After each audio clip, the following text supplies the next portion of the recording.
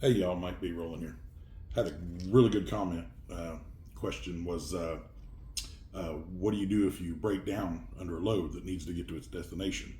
And that's a multi-part answer. Depends on the situation. If you are, we'll start. If you're a company driver for a company driving their equipment, uh, they're going to do everything they can to, get another truck en route to what they call repower that load and get it to its destination, and probably put you in a hotel till your truck gets fixed, and pay your expenses, pay you downtime, whatever.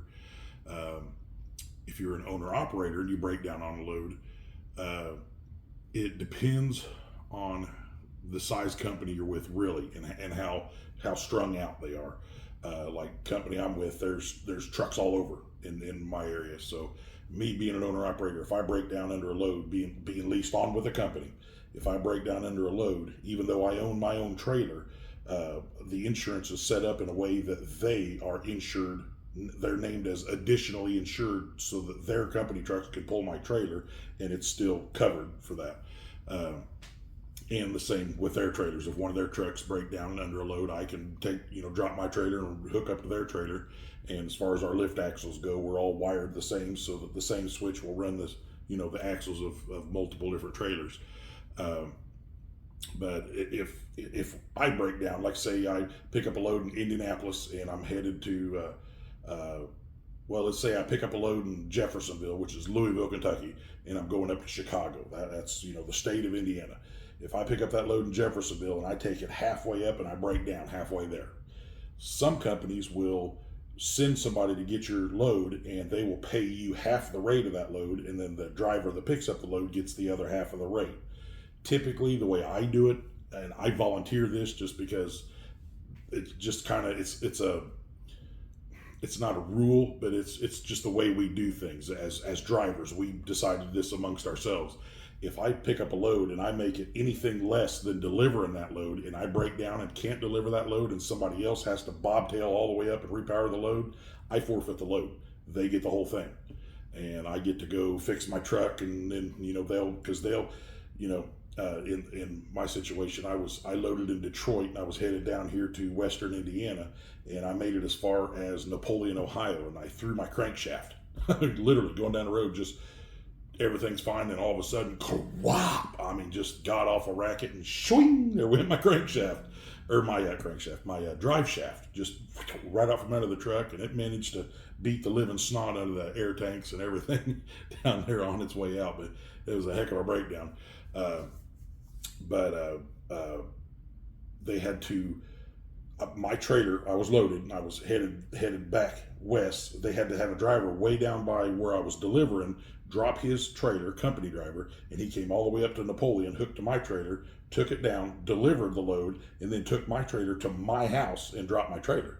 And then he went back home and hooked to his trailer. So he got that whole load. I forfeited like the 30% of the run that I had driven. I forfeited all that because he delivered the load, and he did me a solid. And so that's kind of the way we do things. But some companies will just divvy it up. If you do, certain percentage of the run, they'll give you that percentage of the pay, and this and that and the other. Now, the third response to that would be if you're under your own authority. This is one of those things that you need to think real hard. Do I really want to be? When you're under your own authority, you are on your own. There's nobody coming to save you, nobody coming to bail you out. If you are under load, you've made a commitment to deliver that load, and you break down on that load, there's no one for you to call. You are a broker. You're an independent contractor, and there's no one going to come help you. You are in a real freaking pickle. That load has to sit there until your truck is fixed. That could be, in today's age, I mean, heck, that could be 2 weeks. It could be 3 weeks. Depends on how bad the breakdown is. Could be a day. Could be 2 days. But if you throw specific parts, you may wait for a week just on parts. That load's sitting there the whole time. You just destroyed any credibility you have with that broker, and that goes on that, not just that independent person, but the entire brokerage firm that he works for. Your name is a big mark, goes on your record. I mean, that stuff follows you around. Um, it's one of those things. When you're under your own authority, you really, man, you're on your own. I mean, it takes a certain kind of person to be able to let it all hang out there, and do the authority thing. But that's why I've said time and time again, like I've been 25 years as an owner operator. I feel safer. I sleep better. I make more money being leased onto a company, smaller company. Like I said, mom and pop company. I don't like those big mega companies. No, don't care for them at all. But the smaller mom and pop companies, I make more money leasing onto them, giving them 25% of the load. I get 100% of the fuel surcharge.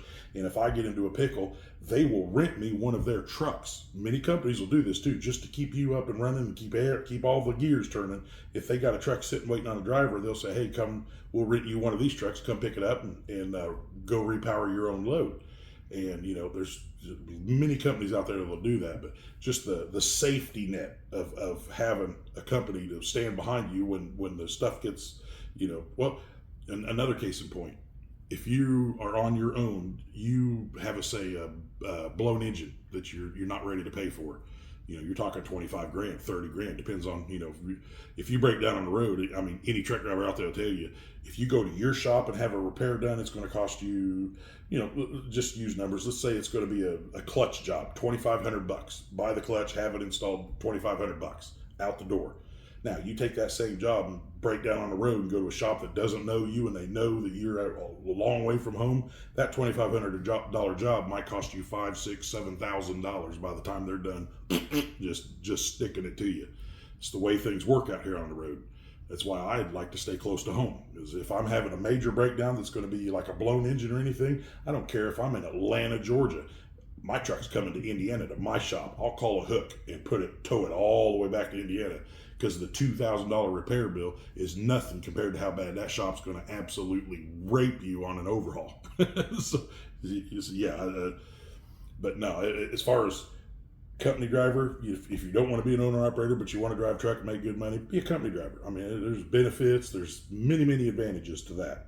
If you want to be your own person, but yet you want to have kind of a safety net to fall on, lease onto a company. It's much safer. They've got much more insurance coverage. They'll, you have a blow, once you've kind of proven yourself to the company, you blow an engine, most companies out there will loan you the money to get your truck back on the road, because they know that sometimes times get tough, But when you have your own authority and you blow an engine, you don't have the money to pay for it. You better have good credit, because the bank's the only one going to save you, or a rich family relative. Because like I said, you have your own authority. You are on your own. But so yeah, that answers the question of, what do you do when you break down on the road? Kind of a long-winded 3-pronged answer, but any more questions, guys, keep them coming. I'm really starting to have fun doing this.